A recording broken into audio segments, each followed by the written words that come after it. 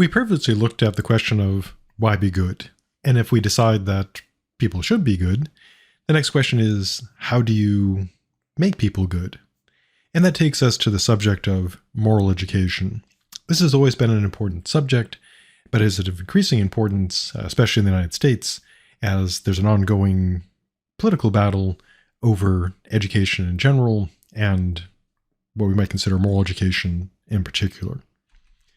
So, moral education, looked at as neutrally as possible, involves the following sorts of stuff. One is, in terms of what we do in this sort of class, my goal is not to make you adopt a particular view or to adopt a particular set of moral values or believe that a particular philosopher is correct. The goal of this class is to convey information about morality. We looked at the various moral methods. We'll look at various moral theories. We'll look at various positions taken by philosophers. And at no point will I say this is the one true view of morality. But of course, moral education outside of this course would include things such as instilling values in people. If you believe in a rules-based morality, instilling these rules into people, precepts, guidelines, practices, etc. And the idea essentially is getting people to believe, or at least perhaps pretend, that certain things are wrong or right based on what they're taught. There, of course, is also the approach of training people in right behavior. And so moral education has a huge range from what we consider sort of, this sort of, here are the various views, without any particular endorsement of any of them, to actually trying to get people to accept, embrace, and practice particular values. So moral education, not surprisingly, has probably always been a matter of controversy because people disagree about, some from the standpoint of like the education part. You have questions about like how do you do it. Then of course there are questions about what should be taught, who should teach it, etc. This has been a matter of great controversy. There's also the question of, could you have any type of education without moral education? Do all types of education include values? And there's a debate, old debate, but it's still going on today. Can there be values neutral education? On one hand, you could say perhaps yes. Again, for example, in this course, I'm not going to tell you that a particular philosopher is correct. I'm not going to tell you that there is this correct view of morality, or there's this correct answer to a moral question, or the correct solution to a moral issue. So I'm not trying to instill in people any particular values in this course. That said, obviously, education, and anytime you interact with people, there are going to be values involved. For example, this course has to rest, when I'm teaching it, on the idea that I will be honest. I won't lie to you about what particular philosophers said. I won't distort their views to make some look bad or others look better. I'll present them to the best of my ability, and what is, as far as I know, is historically accurate and true to the text. So there is this assumed value that I'll be honest, which is a moral value. There's also, of course, the idea that when grading the papers and putting forth the exams, that these will be fair, that everyone will have the same opportunity, from the same starting point. There won't be any favorites. There won't be any secret deals. There won't be any secret extra credit. And the grading will be done based on the quality of performance. So there's also that assumption of values of fairness. And so in a way, the people who say there's no values for education, they're both right and wrong. They're right in the sense that if you're educating, you've got to make choices between things like, will I be fair? Will I be honest, etc.? Or will I be dishonest and unfair? But in terms of presenting the content, you can engage in presenting it as neutrally as possible. Presenting, without saying that Socrates, got it all right or Aristotle was all wrong. So, great deal of controversy about moral education. Not going to solve it, obviously, but we'll look at, how to look at it, hopefully rationally, and come to, reasonable views upon it, whatever those views might be. Now, there are also, of course, practical concerns about moral education. Obviously enough, if a culture or society is simply going to survive as a culture or society, it must pass on some values. In a way, you could say that by definition, a culture or a society consists of a certain set of values. You can always debate about like which ones are essential to the culture, which ones are essential to the society, and you can also argue if this is actually true. Is it the case that a society or culture must have values? If we agree that it does, then this debate again over which ones are essential in the sense that they're core to the the culture or society, and if these were changed or left out, that would be the end of the culture or society rather than it simply changing. And there's also the question of how much diversity you can have in cultural and society values, and have it be one culture, which gets into battles over what is one culture, what is one society anyways. And that is a huge, definite conceptual mess. But looking at things in an oversimplified way, societies and cultures to persist do have to pass on some type of values, things like some of the laws, aesthetic values, moral values, etc.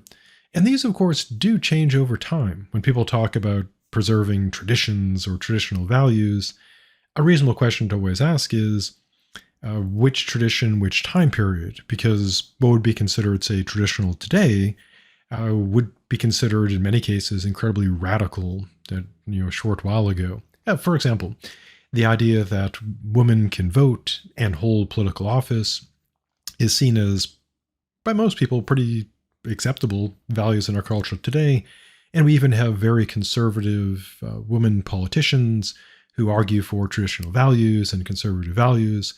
But of course, not long ago, the conservative values, traditional values, would be such that it would exclude them from holding office. And so when we're talking about the values of society or culture and what are essential, we have to keep in mind that these change. And even people who purport to be preserving tradition and culture, they are pretty much always embracing values that are changed from the past. There's also the question of, even if you accept that cultures need to pass on particular values, there's a question of whether these particular values are correct or not, and which ones you should preserve, which ones are incorrect, which ones are essential. And not surprisingly, lots of debate there. There's also the question of whether certain cultures and cultural values should survive. Are these, because people say, you got to preserve culture, preserve values, but there's a question of, just like with things like, fashion, technology, etc., is it something that should be kept going? And this be a matter of like ethics, is this right? But also a matter of practicality. So those would be concerns as well, not just ethics, but also practicality. Like when it comes to things like technological concerns, values, etc. Now, there's also a practical concern that societies do pretty much have to educate their members in what behavior is acceptable and not acceptable, beyond the legal laws, rules, practices of the society, all the things that we consider morality as opposed to legality. Because we have all these, every society, as far as I know, has various, they're often called like unwritten rules, where it guides us morally, and they're essential to existing. And these, of course, can vary broadly across the society. They can be like at the group level, family level, etc.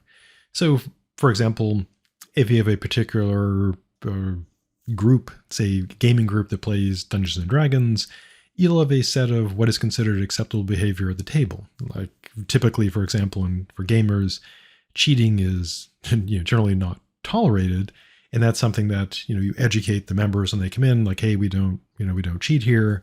And various groups have different degrees of tolerance for, say, graphic descriptions in the gameplay, what kind of fictional violence is allowed, and that's something passed on for for that entity to exist. And then more broadly speaking, there are often claimed to be unwritten rules in society that are not a matter of law, but a matter of ethics, in terms of like, we're not supposed to cut in lines, for example. We're supposed to be like nice to people when we can, but of course those are debated too, because there are people who think you just grab your place in line, score the people, and you shouldn't help other people because They'll just encourage people to exploit you. So lots of debate. Now, if you had a society with no standards, that would probably collapse. We'll look at this theoretically in the concept of the state of nature. Like if you had no morality at all, no values at all, that would seem to be, people would just, some people are afraid, like Tommy Hobbes, that it would just be chaos and madness, etc. Now, there's also, not surprisingly, a debate about even if you didn't have those moral standards, would people automatically become evil? Like, is a lack of moral standards, does this default to evil behavior or something else? So from a purely practical standpoint, one can make a pretty decent case that moral education would be necessary for the survival of most societies and cultures. You got to pass on values for the culture to persist as a culture or society. You've got to have acceptable and unacceptable behavior to keep, have an organized entity going. And of course, it would seem that, if you didn't have this, the society or culture would collapse. But again, this all can be debated because everything in moral education up for debate. There's also a variety of questions about moral education that kind of frame at least this version of the discussion, because even the frame of the work or the discussion can be debated. But this is what I think is a pretty reasonable approach, not surprisingly, because if I didn't think it was reasonable, I wouldn't follow it. So I present it as a series of questions. If you're trying to, in good faith, address the question on moral education, what kind of questions would you most likely have to answer to have a developed theory of moral education? So the first and kind of fundamental question is, what is human nature? Or even more fundamentally, do humans even have a nature? If so, what is it? And there are varying views on this, as you'd suspect, with a great deal of disagreement. We saw, for example, with Confucius, he looks at people as being basically good by nature.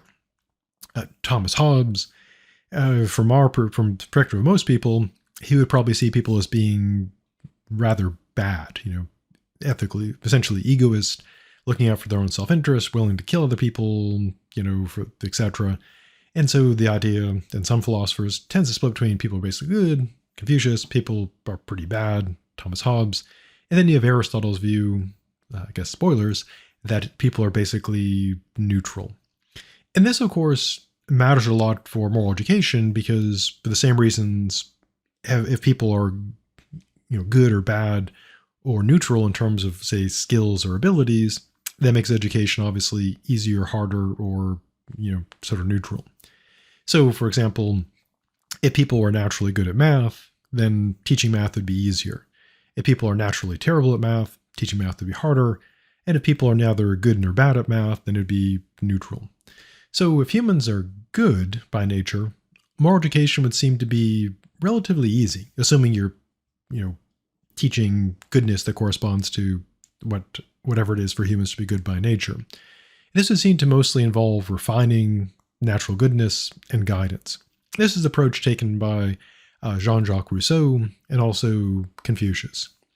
If people are naturally inclined towards goodness, then moral education would be not terribly difficult, and you'd mostly try to keep people on the right track towards goodness, although if it's just an inclination, it would be easier for people to go bad and harder to keep them good. If people are naturally neutral, neither good nor evil, then moral education would be more challenging than if people were good or inclined to be good. It'd be harder to keep people on track and easier for people to go off track. Of course, if people are naturally inclined towards evil, moral education would be more challenging. It would, because people would be naturally pulling towards evil, and you'd have to push them away from it and keep them away from it. And of course, if people are naturally evil, then moral education would be very difficult because people would start off evil, and you'd have to really presumably work hard to push them away from evil and towards good and keep them from sliding back towards evil. Now, in terms of human nature, again, there's kind of the general question, do humans have a nature? Is it good? Is it bad? Is it neutral? And then there are questions, of course, maybe there's not like a general human nature, maybe individuals. And are individuals born good, born bad, born neutral? uh, as well. So the question is, as you might imagine, quite complicated and still debated today, both in moral theory and, of course, in questions of psychology, although they often frame it differently, not so much in ethical terms, but in terms of like innate qualities, the nature versus nurture debate. So once we figured out what is human nature, if anything, then we'd have to decide, is moral education even possible? And in a way, perhaps that should be the first question, because if it's impossible, why even go any further? Because if you can't do it, no sense in inquiring further. For the most part, it's believed, yes, you can engage in moral education. And of course, the evidence from a purely practical standpoint would be we seem to have done this because, for example, this class, at least in the form of college classes, we're teaching ethics. And so does seem possible. Now, this is more of a practical standpoint. From a theoretical standpoint, you could have the argument that you can't actually teach people morality, for example. They have to be born with it, or goodness has to be acquired through faith or something. And so that could be a matter of debate as well. Now, if we decide it's possible, the next question is it actually desirable to engage in moral education?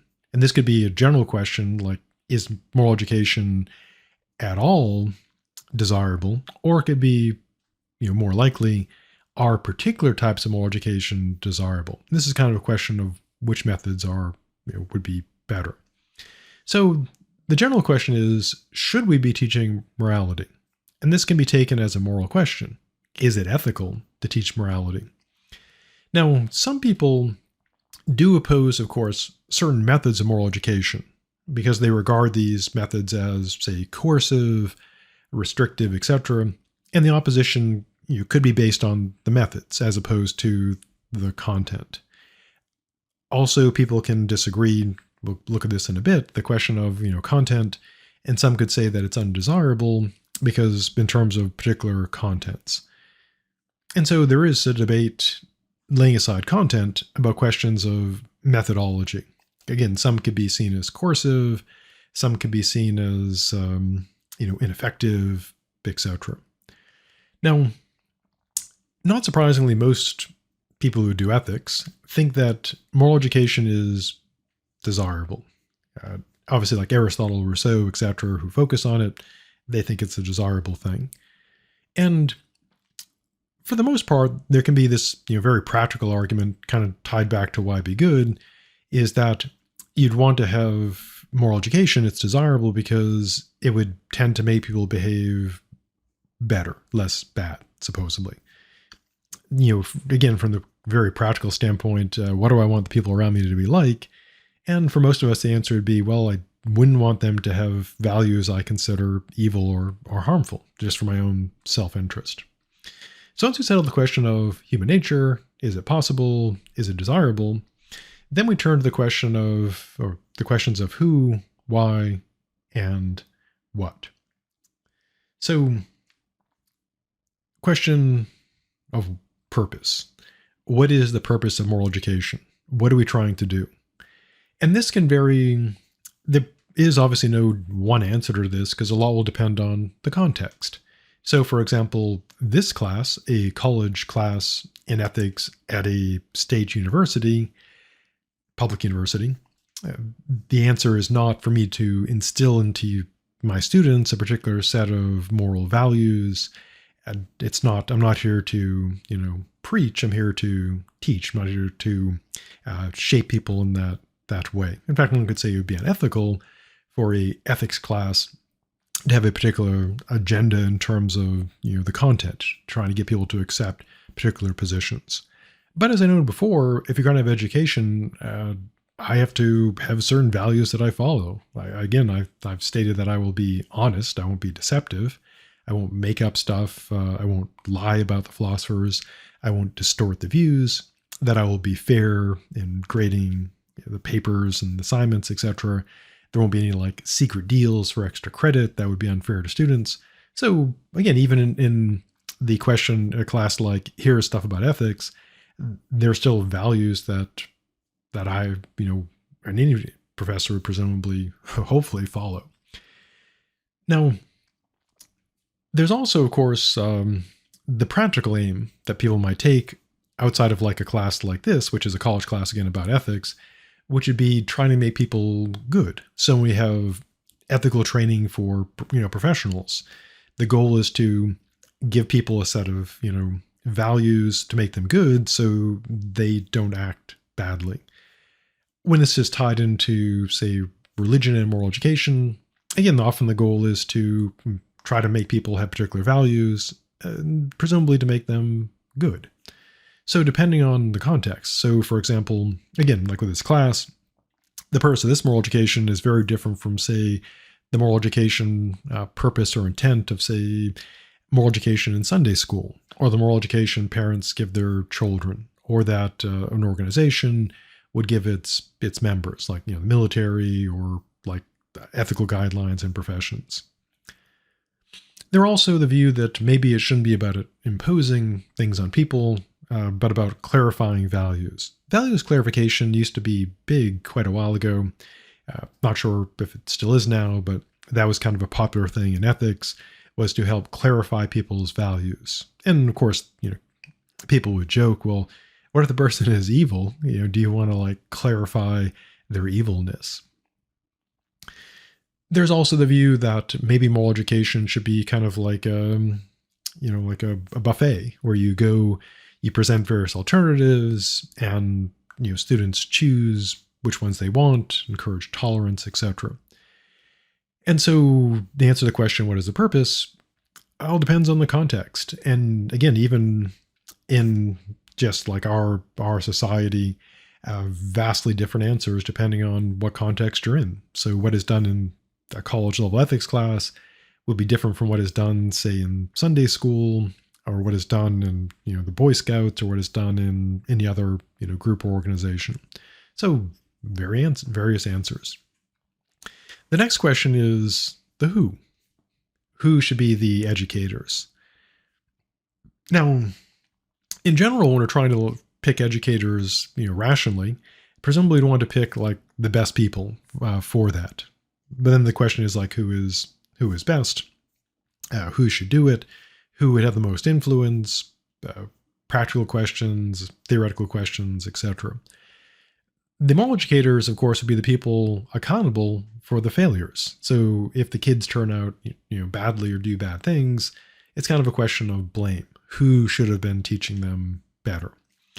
Now, just like with the purpose, context makes a huge difference, because in terms of like who should be teaching, say, college level ethics classes, from the standpoints of accreditation, it needs to be someone with at least 18 credit hours and graduate credit hours in philosophy, and ideally someone, or hopefully someone, with a terminal degree. In this case, it would be a PhD in philosophy with competence in ethics. And that'd be, an academic question about academic competence. Then there are questions about not just like who has the credentials to teach ethics, but who should be doing this? Who's responsible? Who's accountable? And the usual answers we get is, of course, family members, usually parents. So if the kids turn out terrible, people will sometimes blame the parents. Religious institutions, for people who are religious, churches, synagogues, mosques, etc., they have a kind of a strong influence on people's moral education. And if the kids turn out badly and they were, educated in a religious context, you might blame, those who are supposed to be doing a better job. In the United States and other countries that have public education or private education, it would be those schools that are accountable for that, because supposedly they're engaged in moral education. And again, even if you strive to have content that is neutral, if you're doing like mathematics, etc., you do have to have values as an educator that the students will presumably pick up on. So if a teacher is honest, fair, then that conveys values, even if they don't explicitly, present a moral lesson in terms of like ethics as a course content. If a educator is unfair, unjust, engaging in like secret deals and so forth for extra credit, then that would send a moral lesson as well. And then, of course, there are concerns about what is taught by omission. If people aren't taught a particular thing, will that teach them like a bad thing? And of course, the state is a moral educator in the sense that it does so, as we'll see when we talk about Aristotle. It has rules and laws and punishments that, teach us through hurting us typically what is acceptable and unacceptable. And so who should do it? Well, again, depends a lot on the context. And as you would imagine, there's a vast debate over who should be responsible for this in at various levels. So, should it be the parents doing it primarily? Should it be like parents, religious institutions for religious people, schools for people who go to schools, the state? Who should be doing this? And again, this is a matter of great controversy in terms of who should be responsible for this and who should be the moral educators. And it's a big part of the political debate over education today. Now, once we've settled what we're trying to do with our moral education, like are we trying to make people good? Are we trying to convey, say, professional ethics for like lawyers or doctors? Are we just trying to present theoretical understanding about moral views, like in an ethics course? And we settled who's going to be doing the teaching. Then there's a question of contents. So the first one is a question of one or many. So one approach is, of course, to have one morality that's being taught to people. The argument for this is, of course, that having multiple moralities being taught to people could be problematic, that they'll tend to be inconsistent, they'll tend with each other, they might even be contradictory. There's also the concern, from a logical standpoint, if you're presenting views, of course, that are inconsistent or contradictory with each other, then this could create confusion in the student, like which one is correct, etc. They can't all presumably be right unless you're a relativist or a subjectivist. They can't all be correct. And so, or perhaps none of them are correct. And so the argument from a practical standpoint could be to avoid confusion, etc.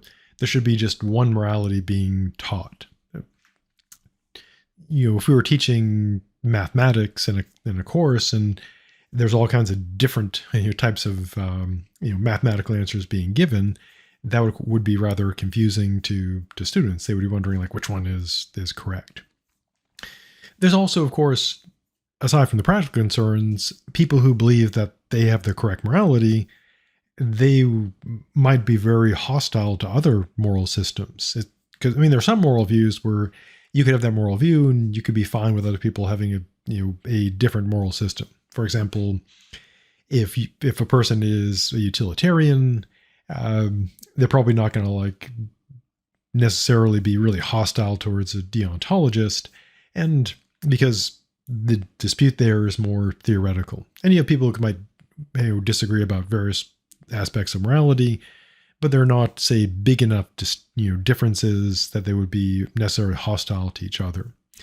But there can, of course, be cases where someone would see their morality as the one true view, and they would be actively hostile towards other views, and would not want them taught because they would see differing moral views as not only, say, like different or mistaken, but evil instead.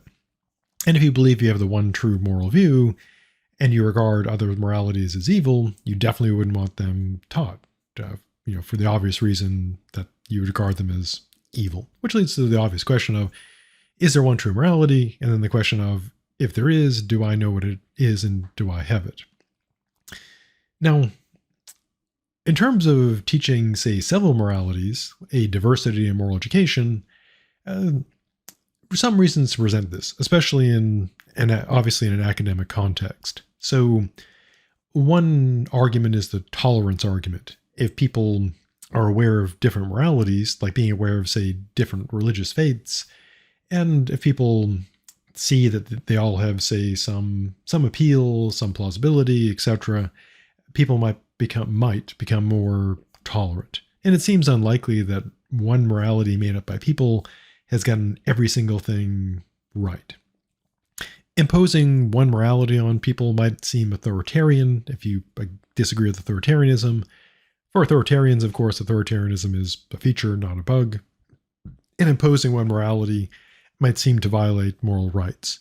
Now, in the context of an academic class like this, we would obviously present a diversity of moral views, because this is not the here is the one true view preached by me. It is rather this is ethical, a class in ethics. Here are various views held by important philosophers, moral views that have a degree of plausibility. And this is about academic stuff. So there is that debate of, do you teach one, do you teach many?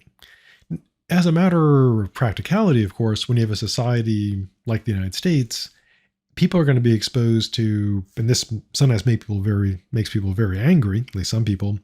People tend to be exposed to a range of moral education. There's what you get from, say, it can be even at a very granular level, where what they learn from one parent could be different from another. Not everyone has identical values. There's, of course, the morality they would pick up from their friends at school, morality they pick up from teachers, other people, coaches, priests, rabbis, etc. The morality they pick up from various the internet, and different people on the internet, different people, YouTube, Instagram, etc.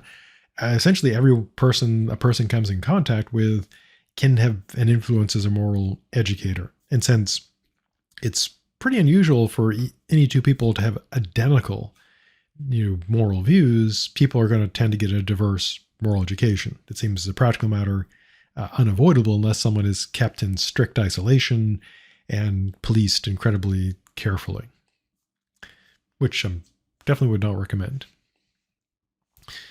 Now, once you've settled the question of one or many, and again, as a practical matter, unless someone is completely isolated and away from everybody except for one rigorously policed set of values, people are going to be exposed to different values. That is a question of content. What is the content? From an academic standpoint, of course, we look at theories like deontology, virtue theory, etc. So you'd have that question. There's the academic question: what should I include in a class on ethics?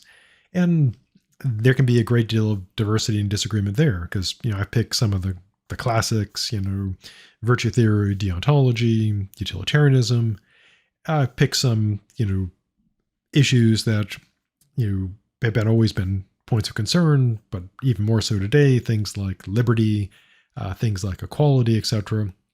But the class can be designed radically different by someone else and be good, or perhaps even better, or perhaps worse. And so there's that academic content question. Then when you come to, teaching people, the actual content of morality, like what is good and what is evil, as you might imagine, huge debate over that. If you look at American society today, we have, moral debates over issues like, obviously, things like abortion, same-sex marriage, apparently still a debate, privacy issues, all kinds of, issues about the ethics of economic ethics, etc. And there's a great deal of disagreement. And so there's a question of sorting out what should people be taught. And not surprisingly, as a practical matter, people tend to say people should be taught to, have my values as a practical matter. Unless, of course, you're a philosophy professor, then you say, people should be taught this philosophy stuff. Then there's a question of, once you sort out the content, there's a question of how should you teach morality? What is the methodology? Some common methods include the following. In the context of this class, of course, it's what Aristotle would say discourse, essentially moral lectures and discussion, where here I am, talking into the microphone, presenting these moral concepts, etc. Aristotle thinks, of course, that talking about morality, although important, because without this information, you wouldn't know what is good, etc. He thinks this is not very effective for actually making people good. That, essentially talking at people is not going to do it. Then there's, of course, the classic question about, role models. There's been debates about, do role models work and who they should be. The general idea is that when you try to teach ethics by role models, you present to people who are supposed to be outstanding examples of ethical behavior, virtue, etc., and you present them, and people are supposed to emulate them.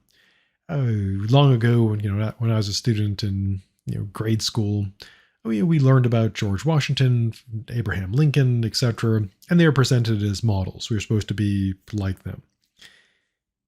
Like George Washington, supposedly, the cherry tree story where he supposedly chopped it down, but then said he couldn't tell a lie. And of course, that story is apparently a lie. So, a nice bit of irony there, which goes to show you probably shouldn't trust educators as a rule.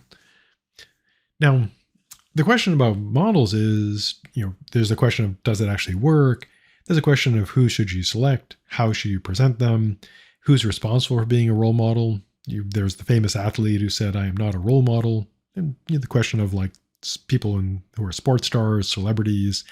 Nowadays, you have TikTok influencers, Instagram influencers, or whatever new social media might come up in the future that would have presumably the same kind of model of someone putting out content and swaying the youth, typically for profit. And so there's questions about, does that work? Who should do it? Who's accountable? Then there's Aristotle's method, which is habituation. Essentially, you become good by doing this repeated activity over and over and to become good. And then there are other things, public service announcements, when they had the Just Say No campaign, famous, This Is Your Brain on Drugs campaign, anti-smoking campaigns, etc. Those would be probably kind of like the discourse, basically talking at people. And so there's a question of which methods work and which work in particular contexts. So in the case of this class, habituation and models really wouldn't work because the goal is, again, academic knowledge. And so it's more of like a lecture discussion type of thing. So that takes the end of the general introduction to moral education. And one, of course, could debate about moral education for a long, long time. It, again, has always been important because if we go way back to early philosophers, Plato, Aristotle, etc., very concerned about education and moral education. And today, this is a major moral and political and legal debate in the United States, a battle over essentially control over public education, and perhaps more importantly, the funding of that education. So stay safe, stay educated, and I'll see you in the future.